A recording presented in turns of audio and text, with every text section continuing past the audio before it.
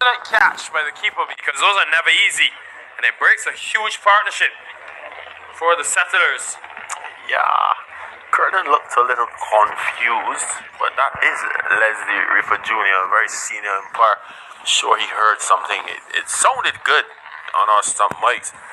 We won't be able to tell from the replay on the monitor, but the keeper was convinced, the umpire was convinced, and that's all that matters. So the partnership is broken. Certainly in the context of this game, the Warriors would be very, very grateful for that because Curtin was starting to make his mark on this game. We wait and see.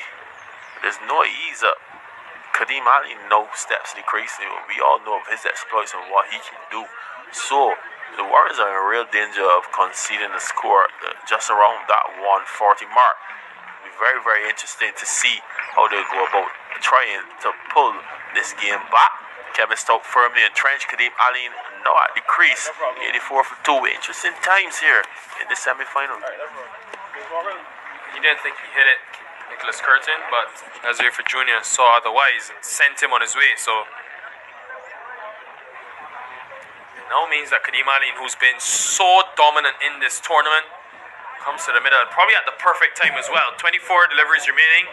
He's got a well-set Stout at the other end. Perfect platform for him to just launch. And if he can get a quick fire 30 or 40, they could easily post 150 runs.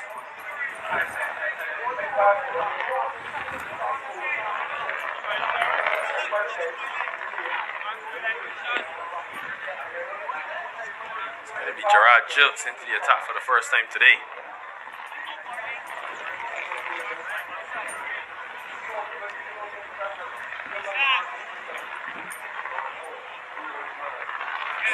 Runs in 6 overs. What a start. Just when you thought that couldn't get better than that first game, here we are. 52 runs from 20. That partnership between Curtin and Stout. Vital in the scheme of things, but they have to finish well because we have seen teams lose their way.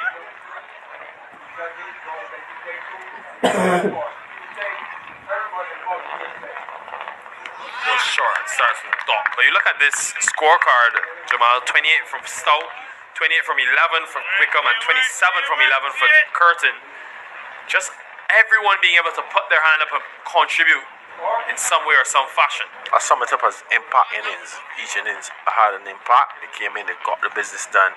Hence why they're in such a good position.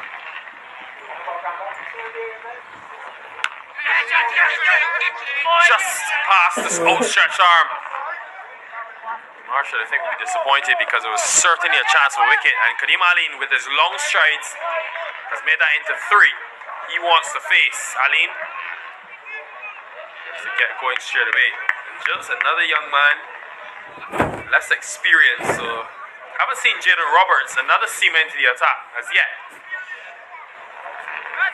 Yeah, they're very interesting to see how it finishes. Right now, the Settlers are in charge, and they will continue to try to advance their position. Not many options left for Captain Carter. As you said, the young Seamer still.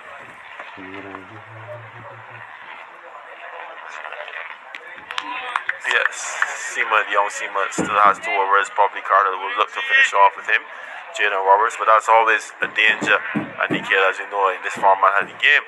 So we have to wait and see, but certainly what's pleasing from our perspective is the way that the Suns have gone about their business. They're making a good first innings total.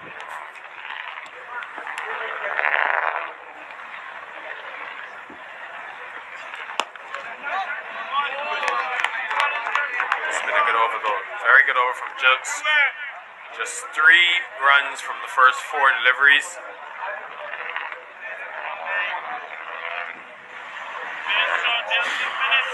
Kadeem Ali, sometimes he is guilty of trying to go too hard. First 2 deliveries he's gone after. Probably could take 2 or more balls to just get in. Well, so much for that. 6 runs. Well, he's hit 6s for fun in this tournament. Not even a surprise anymore the way he's struck the ball. It's now his 20th maximum in the tournament. That is just what he does best, Ali. Impact player. All the innings so far, as we said, have had impacts. And this is what you want to see from a lineup in a T10 competition. Just power after power, boundary after boundary, and the Settlers are certainly providing that.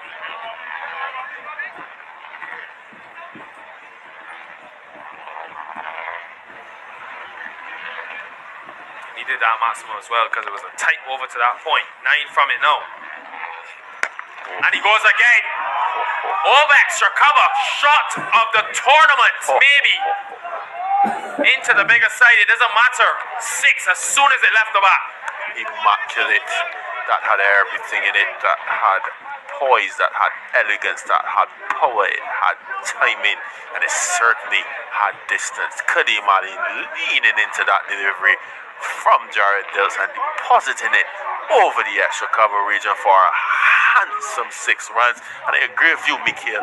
I've seen not a shot better, and we've seen many good shots. Even that Corbin innings, who can forget that? That was wonderful striking there from Kadeem Ali. See it on the monitor. My goodness gracious me, that was a shot of class. That was a shot of a man in control and a team in control. Settlers 99 for 2 after 7 overs. Only Andrew Marshall has been able to bowl an over for less than 10 runs. Both his overs went for 12 total runs. The other 5 have gone for 77 and counting. So he's done this well throughout the tournament. Just been very selective with what he attacks and ensure that they have a set batter at one end to allow Ali and other powerful players to come in and strike from ball 1. Yeah, he's been the anchor, there's no doubt about that. 100 comes up in 43 deliveries. And Ali goes again. I think he'll run into the boundary though, so they're just 2. So Nikhil, you've played your trade all over the world now, so to speak. As a comments, my analyst, you see the likes of Kadeem Ali and what he can offer. Based on what you've seen so far in the T10 and T20 format, how far off the pace is a player like him? I'll tell you something, Jamal Smith. This tournament has been an eye-opener, I think, for the world in terms of the talent. 4 more. You can't do much about that if you're Kemar Smith, but Ali won't mind because it's 4 nonetheless. He's a formidable figure, is Kadeem Ali. He's very imposing. He's very imposing. I don't know if you had the pleasure of greeting him. When he knocks you, he gives you a greeting. You have to really brace. This man packs a punch. He has some power, and I just wonder, how far off the international pace is he? Does he have what it takes to certainly get into the leagues? I'll tell you what, this is a majestic innings from Kadeem Ali. Doesn't matter where they bowl, he's found a way to clear the boundary, and they're looking at easily 150 here, the Settlers. Yeah, easily, as long as this man continues in operation and continues to play strokes like this. There he is again, just freeing his arms. Kemar Smith really guilty there of getting too wide to Ali, but what can you bowl at a guy like this who hits 6s for fun, as you say? It's powerfully down the ground, but just to your point, I think the shorter format like a T10 creates opportunities for a lot of players like a Kadeem Ali to still play cricket at a professional and a very high level. So teams in some of the bigger T10 leagues like the Sky X60 and the Abu Dhabi T10 will be looking to this, the 100 even, performances like this.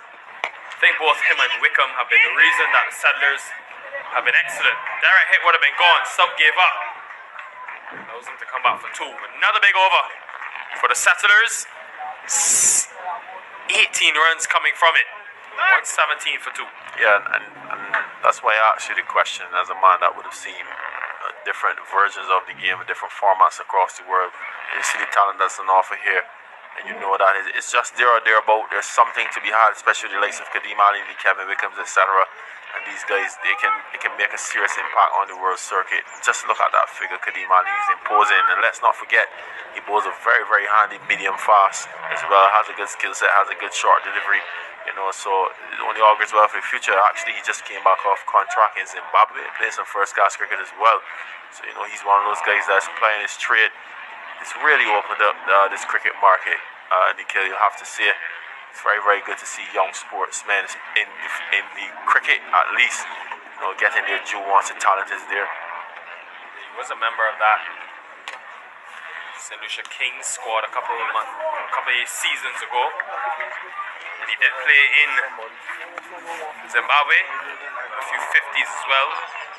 and some wickets. So good to see him being able to travel around the world and get that added experience.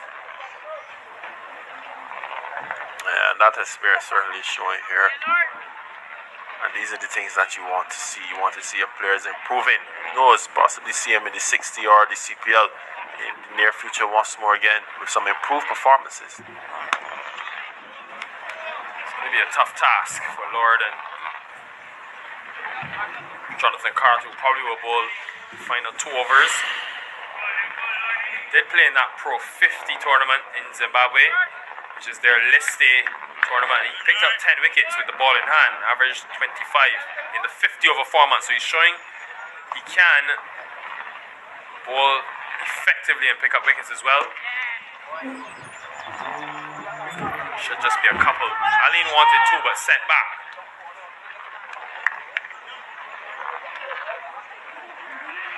The bat in hand though got 107 runs only from the 5 innings, but did get a half century. That's an avenue though for a lot of players based on the skill set that we have here in Barbados for them to travel around the world and get that exposure.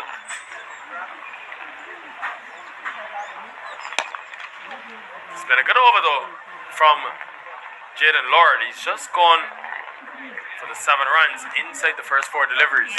Yeah, so far he's stuck to what usually works for him, bowling that full delivery, albeit slower or faster. He usually bowls a good York and he has a good slower ball variation as well.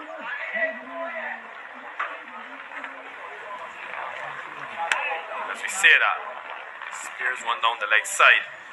Jamal Warwick, after winning the toss and batting first, will be happy with this total on the board. Pressure in a semi-final knockout game. Would say Nikhil, Jamal has been very, very good on behalf of the Settlers so far. He's captaining really, really well. The experience and showing, and they look good.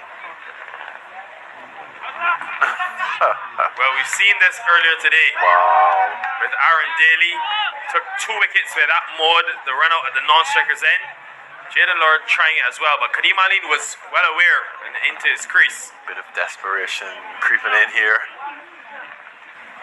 My God, this is coming to the game in a big way. This run out at the non-striker's end, so batters have got to be very careful. It's gonna hurt. And as you mentioned, that pace can be a bit surprising from Jaden Lord. Underrated innings though from Kevin Stout. 35-36 correction from 20. Just what his team needed when you have guys like Wickham, Curtin and Aline can all strike from the other end. Yep, most certainly. Delivery to go in this 9th over. Just 1. And after he conceded 23 runs from his first, Jaden Lord, don't think he'll be too disappointed with that. Just 10 from the penultimate over. 127 for 2.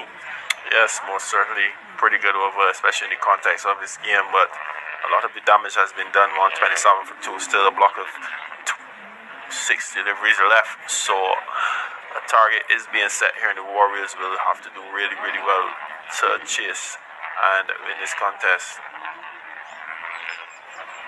Well, they'll be aware of that matchup against the Voyagers earlier this season. The Warriors, when they posted 141, that was because their captain Jonathan Carter, who's going to come into the attack, he got 86 from 29. Hakeem Perriman got 44 from 27. So it's not impossible. They've done well with the bat previously in the tournament, but in a pressure game against this Settlers team, which I think has the best bowling attack, it's not going to be easy to get whatever they get to in this final 6. You know, it's quite interesting as well. A lot of high totals have been scored off this attack. As you rightly said, they don't have any real spin options.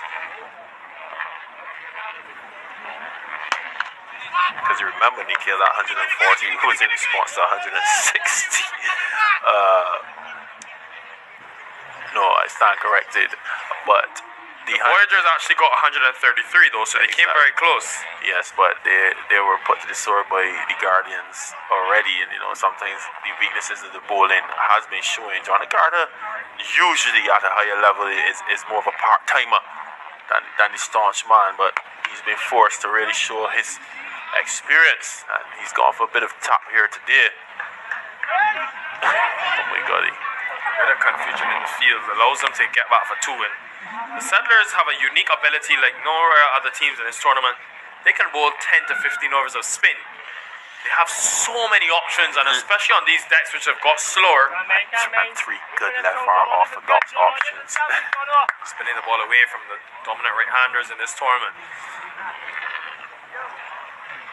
And because of the way that they've been constructed, they've finished first. So if they do win today, we could see 1v2 tomorrow in that final with the Guardians already qualifying. Yes, 3 deliveries left, 130 on the board. They said they're probably looking up to 140, which would prove pretty difficult to overhaul. Warriors will have to battle their skins. Just over that point fielder.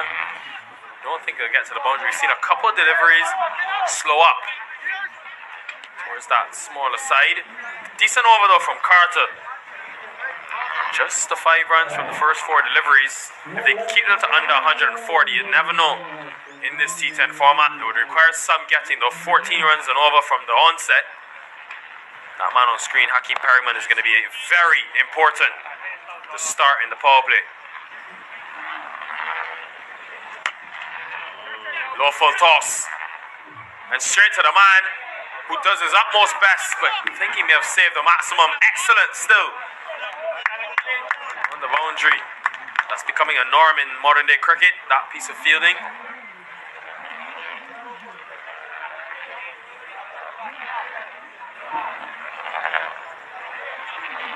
Still thought he got it well enough, but didn't get it enough to get all the way for 6. Final delivery. Hit very straight, like a bullet, and splits the 2 fielders. Great way to end the innings. Aline finishes on 39 from 14. Stout again has been brilliant. 41 from 24, carrying his bat. And the Settlers, team finishing first in the tournament, have posted a mammoth 137 for 2. Yeah, mammoth it is indeed. 137 in the context of this competition, in the context of how these 2 teams have played. Will take some getting, but we have to wait and see. After the break, Nikhil, Jonathan Carter still is in there. As you said, Hakeem Perryman has been having a good tournament. We know what Kemar Smith can do. It is a semi-final, all to play for. We'll see how the Warriors go. Well, what a scorecard that is for the Settlers. All of the top 4 contributing, led by Stout, who carries his bat, and then Kadeem Ali with 3 maximums and a strike rate of 278. Allows them to get to 137. The bowlers, they've went for a lot of runs, and it's been a struggle for the Warriors in the tournament. Just the one spin option really in Marshall. Smith chipped in as well with his spin, getting the wickets, but all the other seamers, very expensive. So it means when we return in a couple of minutes' time, the Warriors will need 138 runs to win if they're to stay alive in this tournament.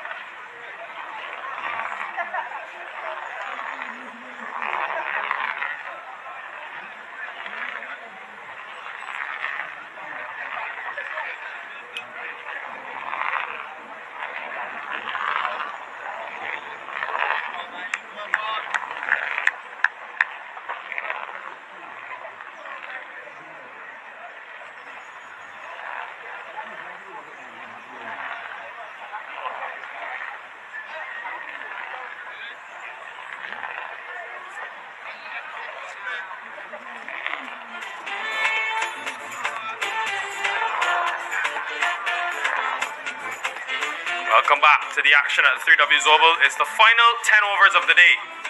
What a day it's been in this semi-finals. Alston Bob with the new ball. And Hakeem Perryman, he's been inspired by what he's seen. And straight away, it's actually Zidane Harewood who lifts it into the offside for 6. Yeah, fresh off a century over the weekend is Zidane Harewood. He is full of confidence, and that shot certainly was the strike of a man with confidence. That was a wonderful strike over extra cover. First delivery, signaling his intentions. The Warriors are off. Need to be somewhere in the vicinity of 50 after the power play if they want to have a chance of chasing this. Direct hit. I think he definitely got home in the end. Kadeem Ali took off. He thought surely he had his man. And remember, Bob took 3 wickets from the first 4 deliveries just a day ago. So he's been in really good touch with the ball, Alston Bob. In good form. Are we going to see that on the monitor? That looked tight. You have to call this one, Nikhil. You say in, I say out. I think he got home in the end here, but he's quick. We sure see. Jamal Smith, that is close and very tough for the umpire as well to make that call in real time. In real time, I'll give him a break for that, but that looked out. Benefit of the doubt, Mayor just going with the batter. 5 fielders in the offside in the circle. Perryman is off the mark. How do they go about this power play? Well, they have to go hard. There's no doubt about that. They have to get up to something in excess of 50 runs if they're going to stand a chance, because we know usually in this tournament, the middle period is that slowing down period. This is the semi-final. They have to throw a caution to the wind and go after it. Even if they lose 2 wickets, they have to stay on top of the rate from very, very early. I thought there would have been some consideration for Jonathan Carter coming up the order, and I'll tell you why. They've got 3 left-arm spin options in this Settlers team. Him being a left-hander, knowing that they need a mammoth total. Yeah, Carter will hold the key in this game. There's no doubt about that. How he goes will determine very much how the game goes. These two have their job. Their job is to get off, but Carter will have to negate that left arm spin, particularly Jamal Warkan. And I can tell you one weakness in Jamal Warkan's armor is that when the left hand is prepared to attack him, he usually doesn't bowl out well. So Carter will have to choose his moments wisely. Alston Bob going for at least 10 or more over does set up things nicely for the Warriors, because he's usually an economical option. Much quicker delivery to end the over. So just 10 from the first, and when the team needs to go up 14 runs per over, you don't mind that. Yeah, well, they're just about par They need more than that, of course, because with every single delivery, that rate will go up as long as they don't stay on top of the deliveries. So that is the challenge. They have to come out hard. They have to get at least 50 runs in this power play if they're going to stand a chance to kill.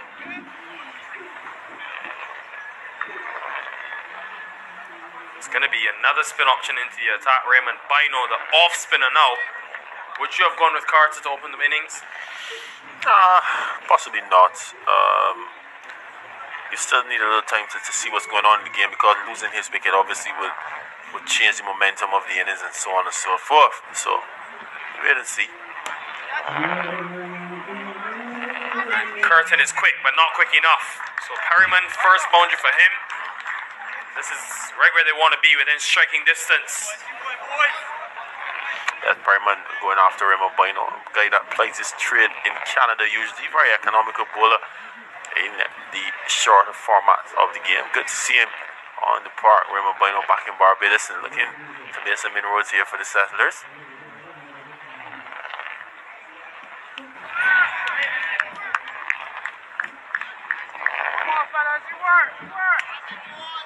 Bino's been another one of those additions, like Curtin, late in the tournament. He's in Canada playing cricket, but now his return. Have to reboot that one though, very wide and very quick as well.